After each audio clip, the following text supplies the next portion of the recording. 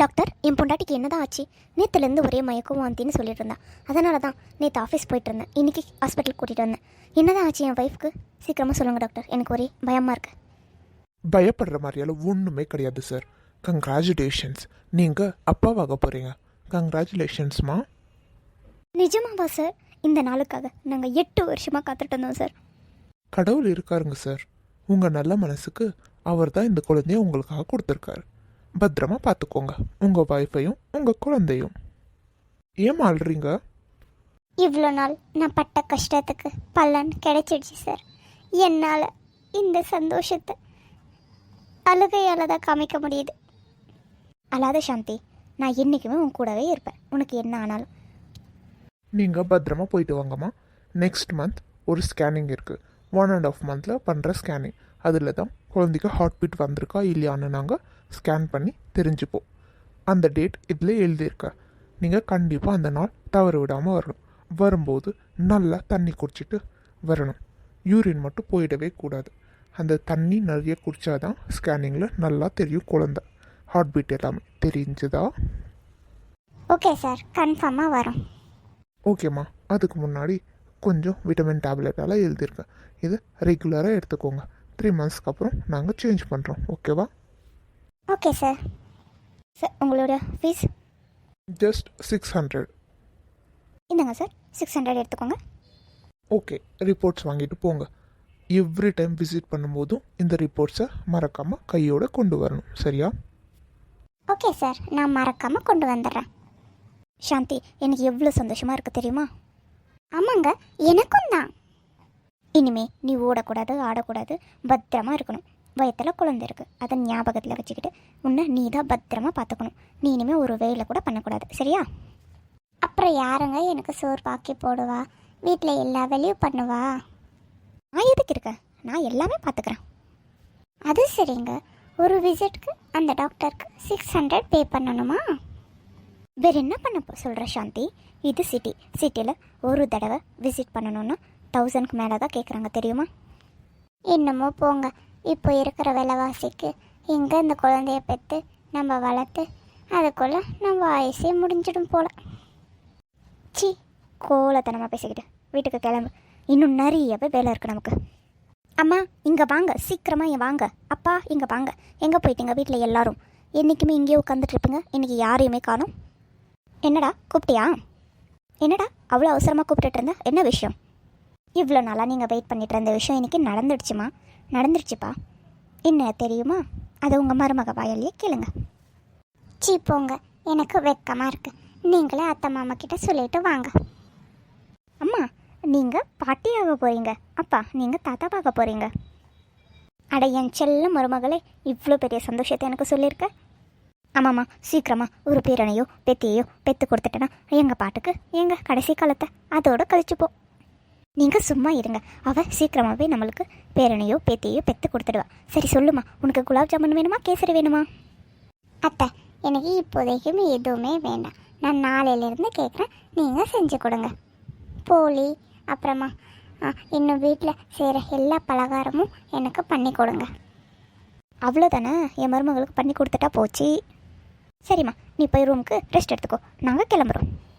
நான் உடனே மாரியாத்தாளுக்கு போய் கூழ் ஊற்றணும்.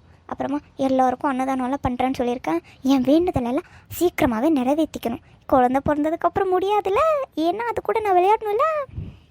சரியே சொன்னீங்க அத்தை, சீக்கிரமாக போய் உங்கள் வேண்டுதலெல்லாம் முடிச்சுட்டு வாங்க.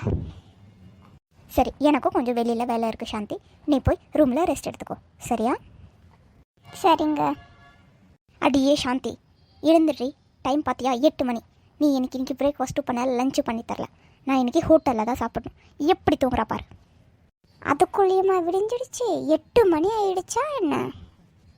அச்சோ, என்னை மன்னிச்சிடுங்க. காலையில் 8 மணி ஆனது கூட தெரியாமல் தூங்கிட்டு இருக்கேன். என்னை தயவு செஞ்சு மன்னிச்சிடுங்க.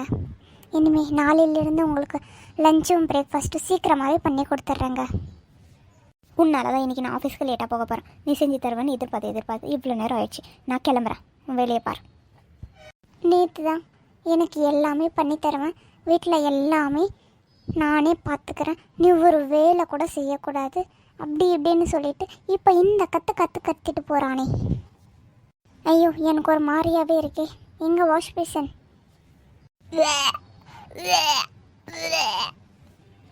இது என்ன ஒரு மாதிரி எல்லோயிஷா பித்தவந்தி மாதிரி இருக்கு? என்ன காலையில் எழுந்த உடனே வருது? இனிமேல் டெய்லி வருமோ? என்னால் இதெல்லாம் பார்த்தா சாப்பிடவே முடியாதே. சி, ஒரு மாதிரி கசப்பா நல்லாவே இல்லை. கொஞ்சம் கூட ஒரு மாதிரி இருக்கு. வயிறெல்லாம் திருப்பி போட்டுடுச்சு. சி. இங்கே பாரு ஷோபா, நியூஸில் போட்டிருக்காங்க பஹல்காமில் 28 பேரை சாகடிச்சிட்டாங்களா பாகிஸ்தான்காரங்க. அட நாசமாக போகிறவங்களே. சே, என்ன வந்திருக்கிறது இந்த பாகிஸ்தான்காரங்களுக்கு. இதுக்கெல்லாம் கடுமையான ஆக்ஷன்ஸ் எடுக்கணும் அந்த கவர்மெண்ட். இல்லைனா இன்னும் கொலைங்க அதிகமாகிட்டே தான் இருக்கும். எம்மாடி சாந்தி, எம்மாடி சாந்தி, எங்கே வாமா. சொல்லுங்க அத்தை, என்ன வேணும்? பாருமா, பஹல்காமில் 28 பேரை சாகடிச்சிட்டாங்களா. எனக்கு மனசு ரொம்ப கஷ்டமாக இருக்கு. போமா, போய் எனக்கும் மாமாக்கும் 2 காஃபி போட்டு எடுத்துகிட்டு வா. அப்படியே சீக்கிரமாக பிரேக்ஃபாஸ்ட்டு முடிச்சிடுமா. ரொம்ப பசிக்கிற மாதிரியே இருக்குது. சரிங்க அத்தை. நேற்று தான் எங்கள் அத்தை எனக்கு நிறைய பலகாரம்லாம் செஞ்சு தரேன்னு ஏதோ சொல்லிட்டு இருந்தாங்க. இப்போது நானே பிரேக்ஃபாஸ்ட் பண்ணணுமா, நானே காஃபி போடணுமா? இந்த வாந்தி வேறு, என்னால் எந்த ஸ்மெல்லும் வேறு பிடிக்க முடியல. ச்சே, இந்த ஸ்மெல் வேறு எனக்கு கொமட்டிட்டு வருது. இதெல்லாம் நினச்சி என்னால் தண்ணி கூட குடிக்க முடியல. இப்போல்லாம் என்ன பண்ணி தொலைடுதுன்னே தெரியல. ச்சே, யாரும் சமைச்சு சாப்பிடக்கூட மாட்டேன்றாங்க. எல்லாமே என்னாலே செஞ்சு சாப்பிடணும்னு நினைக்கிறாங்க. நான் ஒரு ப்ரெக்னென்ட்ன்றதை எல்லாம் மறந்துட்டாங்க ஒரே நாளில். இவங்களெல்லாம் வச்சுட்டு நான் எப்படி குப்பை கொட்டுறது? என்னால் இதெல்லாம் பண்ண முடியல. ச்சே. காலையில் போனப்பவும் தூங்கிட்டு தான் இருந்தான். இப்போ வந்து பார்த்தாலும் தூங்கிட்டே இருக்கான். சோம்பேறி. அடியே சாந்தி, எழுந்துடு. என்னை இந்நேரத்தில் பொண்ணுங்க படுத்தா வீடு விளங்குமா? என்ன தாங்க உங்கள் பிரச்சனை? காலையிலேருந்து தண்ணி கூட குடிக்க முடியல, சாப்பிட கூட முடியல. என்னால் முடியாமல் தான் எல்லா வேலையும் பண்ணிவிட்டு இப்போ கொஞ்ச நேரம்தான் வந்து படுத்திருக்கேன். வந்து காலையிலேருந்து தூங்கிட்டே இருக்கேன்னு வேறு சொல்கிறீங்க. எனக்கு பேக் பெயின் வேறு வந்திருக்கு. நான் யார்கிட்ட இதெல்லாம் சொல்கிறது? கொஞ்ச நாளுக்கு முன்னாடி தானே ப்ரெக்னென்ட் ஆனேன். அதுக்குள்ளே பேக் பெயினுன்ற, அந்த பெயினுன்ற, இந்த பெயினுன்ற. என்னை புரிஞ்சிக்க தெரியாத உங்ககிட்ட பேசி பிரயோஜனம் இல்லை. கிளம்புங்க, என் வழியை பார்த்துக்க எனக்கு தெரியும். அதெல்லாம் போகட்டும், ஸ்கேனிங் எடுக்கணும்னு வர சொல்லியிருந்தாங்க. கிளம்பு, போகலாம். அதுக்கு மட்டும் எதுக்கு கூட்டிகிட்டு போகிறீங்க? நானே போய்க்கிறேன். அது என்னுடைய கடமை. கிளம்புன்னு சொல்லிட்டேன். சொல்லுங்கள் டாக்டர், ஸ்கேனிங் ரிப்போர்ட் என்னன்னு வந்திருக்கு? ஹார்ட் பீட்டெல்லாம் வந்துருச்சாம்மா குழந்தைக்கு? ஆமாம் சார், உங்கள் குழந்தைக்கு ஹார்ட் பீட்டெல்லாம் வந்துருச்சு. குழந்தை நல்லா இருக்குது. நீங்கள் நெக்ஸ்ட் 3 months ஒரு ஸ்கேனிங் பண்ணணும். அப்போ வந்தால் போதும், என்டி ஸ்கேன் அப்படின்னு. தேங்க்யூ சார், நீங்கள் சொன்னது என் மனசுக்கு ரொம்ப சந்தோஷமாக இருக்குது. சார், ஸ்கேனிங் அப்புறம் உங்கள் ஃபீஸ் எல்லாம் எவ்வளோன்னு சொன்னீங்கன்னா? ஜஸ்ட் 4000 தான் சார். என்னடி ஒரு ஸ்கேனிங்க்கு 4000 அப்படின்றான்? நீங்கள் தானேங்க போன தடவை நான் 600க்கு பேசும்போது அதெல்லாம் ஒன்றும் பண்ண முடியாது, இது சிட்டி, இங்கெல்லாம் இப்படி தான் வாங்குவாங்கன்னு சொன்னீங்க. இப்போ நீங்களே அவ்வளோ வாங்குறாங்கன்னு சொல்கிறீங்க. உங்ககிட்ட போய் என் கஷ்டத்தை சொல்கிறேன் பார்த்தியா? கிளம்பு. என்னங்க, உங்ககிட்ட கொஞ்சம் பேசணும். சொல்லுமா, என்ன சொல்லணும்? ஆக்சுவலி எனக்கு இப்போது 3 monthsக்கு மேலே ஆகிறதுனால கொஞ்சம் வயிறு பெருசாகிட்டே இருக்குங்க. நானும் கொஞ்சம் குண்டாயிட்டே போகிறேன்னு நினைக்கிறேன். கொஞ்சம் லூஸான ட்ரெஸ்ஸஸ் இருந்தால் வியர் பண்ணிக்க வீட்டில் கம்ஃபர்டபுளாக இருக்கும். கொஞ்சம் வாங்கி கொடுத்தீங்கன்னா நல்லாயிருக்குங்க. எவ்வளோ ட்ரெஸ்ஸஸ் வாங்கி கொடுத்துருக்கேன், அதில் எல்லாம் ஸ்டிச்சஸ் எல்லாம் கலட்டிட்டு லூஸாக இருக்கிறத போட்டுக்கோமா. இப்போ கொஞ்சம் பட்ஜெட் இடிக்குது, நான் நெக்ஸ்ட் மந்த் வாங்கி தரேனே. சரிங்க, அப்படியே ஆகட்டும். இந்த மாதம் ஸ்கேனிங் கூட இருக்குது. என்டி ஸ்கேனுக்கு வர சொல்லியிருந்தாங்க. கிளம்பணும் நாளைக்கு. போகலாங்களா? அதுக்கு 6000 கேட்பானோ என்னவோ. நான் கொஞ்சம் ஆஃபீஸில் கேட்டு வாங்கிட்டு நாளான்னைக்கு போகலாம். என்ன சொல்கிற? சரிங்க, அப்படியே ஆகட்டும். என்னங்க, அந்த மூவியில் காமிக்கிற மாதிரி எனக்கும் பிஸ்ஸா, பர்கர், அப்புறமா சிக்கன் பிரியாணி, சிக்கன் தொக்கு, கபாப் எல்லாமே சாப்பிடணும் போல் இருக்குங்க. முந்தா நேற்று தான் ஏதோ எனக்கு வாமிட் வர மாதிரி இருக்குங்க, தண்ணி கூட குடிக்க முடியல, அப்படி இப்படின்னு ஏதோ பேசிகிட்டு இருந்த போல் இப்போ அது சாப்பிடணும் இதோ சாப்பிடணும்னு சொல்கிறேன். என்னங்க விளையாடுறீங்களா? அது 3 months வரைக்கும் வாமிட் சென்சேஷன் நிறையவே இருக்கும். அப்போது எங்களால் சாப்பிடவே முடியாது.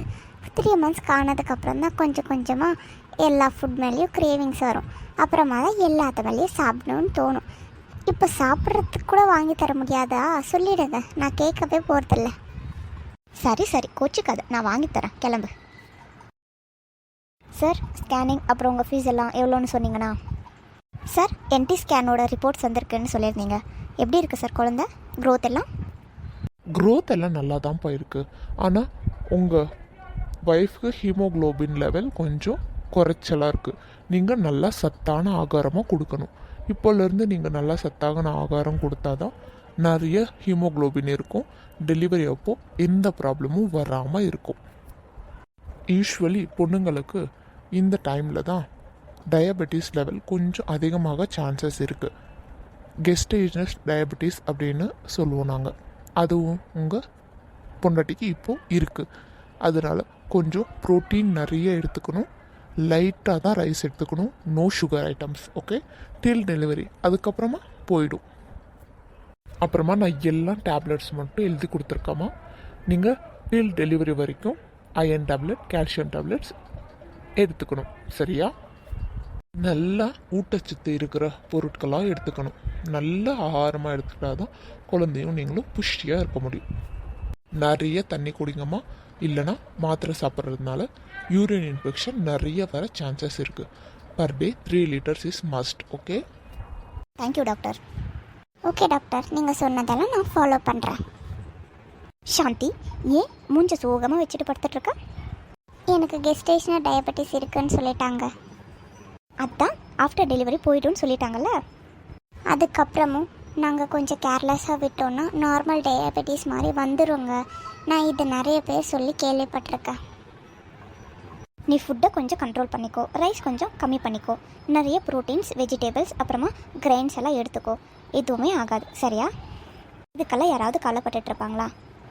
சரி, நெக்ஸ்ட் எப்போ வர சொன்னாங்க டாக்டர்? 6 months வர சொல்லியிருக்காங்க. அப்போது வெயிட் அப்புறமா பிபி எல்லாமே கரெக்டாக இருக்கணும் அப்படின்னு சொல்லியிருக்காங்க. பிரெயின் டெவலப்மெண்ட்டெல்லாம் அப்போ தான் பார்ப்பாங்களாம் குழந்தைக்கு. அதுக்கே மூஞ்சி தொங்க போட்டுகிட்டே சொல்கிற, கொஞ்சம் சந்தோஷமாக சொல்லு. சரி, இப்போ கொஞ்சம் படுத்துக்கோ. ஓகேவா? சரிங்க. ஏன் சாந்தி சாஞ்சி படுத்துட்ருக்க போல? அத்தை மாமா வீட்டில் இல்லைங்க, விசேஷத்துக்கு போயிருக்காங்க.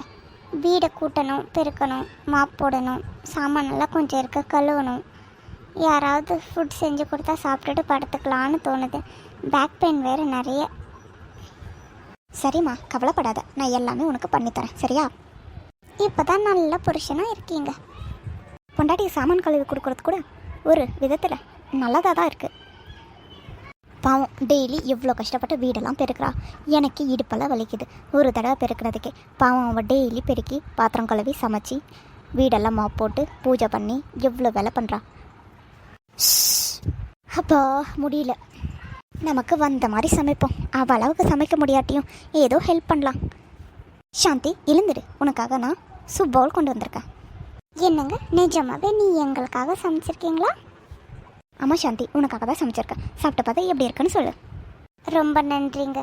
எனக்காக வீட்டு வேலையெல்லாம் பண்ணி எனக்காக சமைச்சு கொடுத்துருக்கீங்க. ஆக்சுவலி ப்ரெக்னென்சி டைமில் யாராவது அந்த பொண்ணுக்காக சமைச்சு கொடுத்தா அவளுக்கு ரொம்பவே பிடிக்கும், தெரியுமா? இருக்கட்டும் சாந்தி, நான் யாருக்காக சமைச்சிட்டேன்? உனக்காக தானே. சாப்பிடு. என்னங்க, டாக்டர் சொன்ன கால்சியம் அயன் டேப்லெட்ஸ் எல்லாம் 1000 rupees வருதுங்க. வீக்லி ஒன்ஸ் காலி ஆகிடுது. என்ன தாங்க பண்ணுறது? எவ்வளோ செலவானா? அவ்வளோ செலவு பண்ணாதாம்மா நம்ம குழந்தை வரும்.